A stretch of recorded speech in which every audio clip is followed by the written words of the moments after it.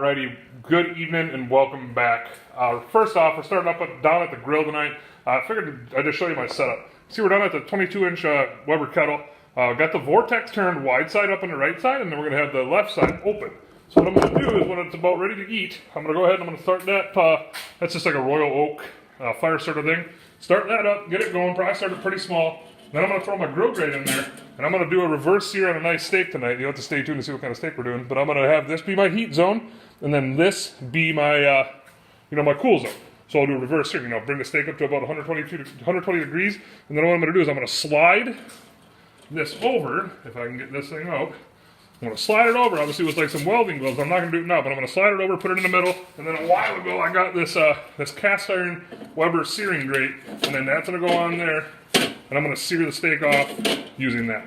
So I figured I'd just show you my setup, and I'll pick back up when we're upstairs getting the meat ready. So we are up here. You can see we got a nice, about 3-pound Cowboy ribeye. It's probably a good 2.5 inches thick. I did a dry brine on it. Take a look at me. It's pretty nice looking marbling going through that cut of meat. And you might be asking yourself, Brian, like what in the heck is that noise? Well, it just stopped. But what I got here is one of these battery-powered pepper grinders that might have just ran out of batteries or something. But I wanted some fresh ground black pepper, so I just decided to put my little piece of tape over the button. And now I got some fresh ground black pepper. So the seasoning we're going to use in it, I'm not going to do it now, but I'm going to do it probably about 5 minutes before I throw it on. I'm going to go ahead and just use a little bit of kosher salt. Actually, probably quite a bit of kosher salt, and then we're going to use some fresh cracked black pepper. So besides that, I'll pick back up when we're throwing this on. Kettle, I'll give you a quick peek. Just threw her on.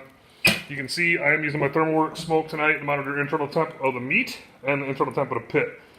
Internal temp of the pit for the first stage of the cook, we're going to try to keep right around that 225 to 250 range, and the temp of the meat that we're shooting for before we pull it off is about probably like 120 degrees.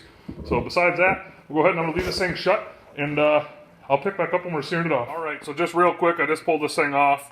I got it sitting on a pan. What I'm going to go ahead and do is loosely cover this in some foil, and I'm going to go ahead and let that cast iron grate heat up real nice and hot and give this thing a sear.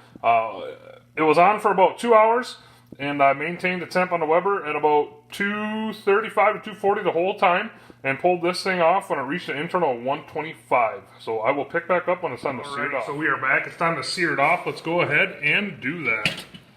See, we got the grill nice and hot. Go ahead and take the ribeye, throw it right on the hot grate.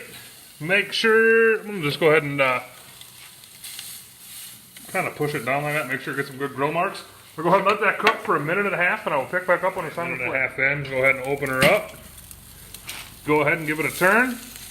Oh yeah, nice looking grill marks on there. Go ahead and close this thing down for another 1.5 minutes, and I will pick back up when it's time to eat.